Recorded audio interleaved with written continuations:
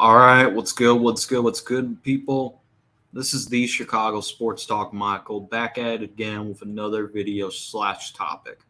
Today's topic, I actually had an argument about this last night, and I kind of want to speak my mind about it, and I'll gladly debate anybody who has a problem with it.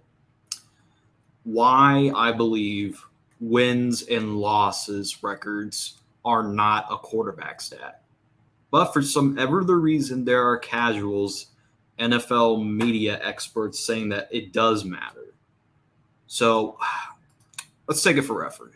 I'm a Bears fan. If y'all haven't been following me long enough, as a Bears fan, Justin Fields' record as a starter is 5-20. Now, I will admit that's not a good record. That's a horrible record. But if you look at, his rookie year where he got thrown into the wolves, and basically we didn't have a good head coach. Robinson was a shell that year. His only consistent receiver was Darnell Mooney, and we didn't have a good offensive line around Justin Fields. And our receivers were getting hurt more often because I remember A-Rob was out a few games. Marquise Goodwin was out a few games. Damiere Byrd was out a few games. And our wide receivers, like not named Darnell Mooney and Cole Kmet didn't do – he had like a down to up year that last year. But his rookie year, he had some questionable marks. And Jimmy Graham was also hurt too. Our good red zone tight end in like the past season we got. But it's just like, and then last year he doesn't have a good receiving core. Only had Darnell Mooney until week 11 where he tore his Achilles, and Chase Claypool didn't know the playbook, and basically got hurt. And his receivers were Equanimeous St. Brown, Dante Pettis, and Brian Pringle. But the media will say he's a bust because he has a 5-20 record. But here's what I don't like about this too, and I'm going to bring up this guy.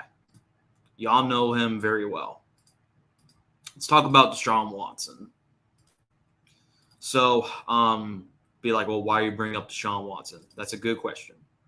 So, Watson, his last year on the Texans, everybody glorified when he threw over 4,000 yards and 30 touchdowns and less interceptions. Everybody glorifies DeSean Watson.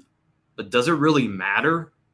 Because if wins and losses are a quarterback stat, according to the media, according to these NFL cheats, DeSean Watson went 4-12 his last year on the Texans. But people want to say he was on a horrible Texans team. My guy, Justin Fields, has been on a horrible Chicago Bears team. We basically had no receivers. Only difference is the Texans receiving core was better in 2020 than the Bears were last year. I mean, let's be perfectly honest. DeSean Watson, yeah, he did have good numbers. I'm not saying DeSean Watson has potential to be back where he was. I'm just saying if you're going to trash Justin Fields for having a 5-12 or 5-20 record, then you could say the same thing about DeSean Watson for having a losing record. Like, let's be honest. I don't like it when the media takes a crap. Also, Jameis Winston had 30 touchdowns and 30 interceptions and have over 4,000 yards. But people shit on the fact that he was a turnover machine but won more games than DeSean Watson. The Tampa Bay Buccaneers were not a bad team when Jameis Winston. They were a 500 team at best. Now, a guy who I'm sure someone in the comment section is probably going to big up that I hate this guy. So I'm tired of people bigging up Patrick Mahomes. I get it. No one is denying Patrick Mahomes is, if not the best quarterback in the NFL right now. I do think Mahomes landed in the perfect scenario for him to develop. As the NFL draft where he was drafted, they were all saying Watson was the guy, Trubisky was the guy. No one was saying Patrick Mahomes that draft. People thought Mahomes would flame out. No one was thinking about Patrick Mahomes in the 2017 NFL draft. When the Chiefs took Patrick Mahomes over DeSean Watson, which I believe, the NFL media were like they were stupid for not taking DeSean Watson, which back then, if you in the NFL draft, that was a mistake, but it turned out very well for the Chiefs. Then obviously, let's be perfectly honest. You take out Patrick Mahomes and you put him on a team like the 49ers, like the 49ers team that passed up on him, I would have no doubt in my mind that Patrick Mahomes would win more Super Bowls on that team. And I'm going to get to the 49ers in a second. Patrick Mahomes on the Bears, he's not the same Patrick Mahomes on the Chiefs. He's not.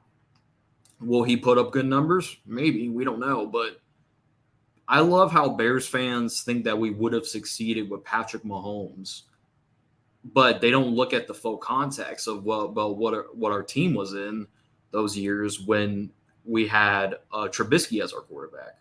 And I'm not saying Trubisky is better than Patrick Mahomes. I'm saying, given the circumstances that Trubisky was in, you really think that Patrick Mahomes would overcome that? Like, our offensive line, terrible. Our wide receivers, terrible, injury prone. And the only bright spot I can really say for this Bears team was 2018. Besides 2018, our wide receivers were always hurt. You really think Patrick Mahomes could succeed with only – and I love Allen Robinson, but he's not a good receiver like Tyreek Hill was. He's not a top – he is, at best, a top 15 receiver, Allen Robinson. And he's not a burner like Tyreek Hill. He's more of I'm catch the ball and then I'm going to go down. He's not like, oh, I'm going to take it straight to the house type of person. And guys like Anthony Miller, besides 2018, had a down year, and he was consistently getting hurt. Taylor Gabriel, same thing. He was also hurt. And then you have to include Trey Burton because Trey Burton was also hurt. And we had Adam Shaheem as our tight end. And our defense regressed after 2018 after Vic Fangio left to coach the Denver Broncos. So, and even if Patrick Mahomes was on our team last year, I see us winning like 5-6 games last year if we had Patrick Mahomes. Because, like I said, Patrick Mahomes is a good quarterback. There's no ifs, ands, or buts about it. But I would be lying to you saying that he fell in the perfect scenario where he can succeed right away. You know what I mean?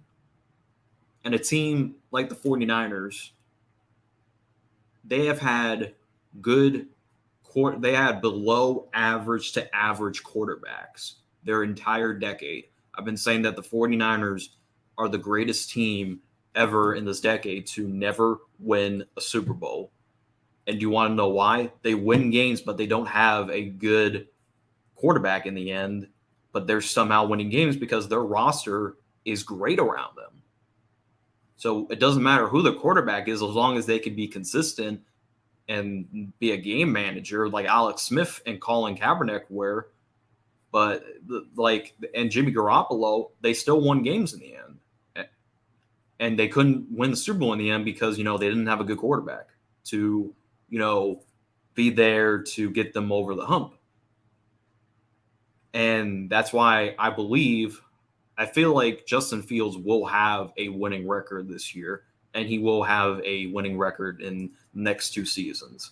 because he has the talent around him to succeed. Like I said, the reason why I don't like the win-loss records being a quarterback stat because the media will pick and choose which quarterbacks that they will give a pass to and which one they don't. So anybody that disagrees with me in the comment section, please let me know. As always,